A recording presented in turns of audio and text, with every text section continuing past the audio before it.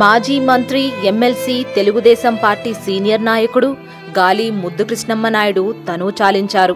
Hyderabad గచ్చిబౌలిలోని care ఆసుపత్రిలో చికిత్స పొందుతున్న ఆయన మంగళవారం అర్ధరాత్రి తుదిశ్వాస విడిచారు. 3 నెలల కిందటే గుండెకు శస్త్రచికిత్స చేయించుకున్న ముద్దుకృష్ణమ్మ డెంగ్యూతో బాధపడుతూ 2 రోజుల ముందు ఆసుపత్రిలో చేరారు. ఆయన్ని బతికించేందుకు వైద్యులు ఎన్ని ప్రయత్నాలు చేసినా విఫలం కావడంతో చివరికి ఆయన మృతి చెందారు.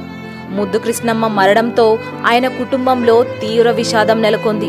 టీడీపీ ఓ పెద్ద దిక్కును, వాగ్దాటిగల నేతను కోల్పోయింది. డెంగ్యూ జ్వరం, బీపీ కంట్రోల్ లేని స్థితిలో ఆదివారం ఆయన ఆసుపత్రిలో చేరారు.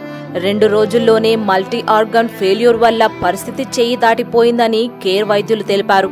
ముద్దుకృష్ణమ్మనాయుడు అంత్యక్రియలను ఆయన స్వగ్రామం చిత్తూరు జిల్లాలోని వెంకట్రామాపురంలో నిర్వహిస్తున్నట్లు కుటుంబీకులు చెప్పారు.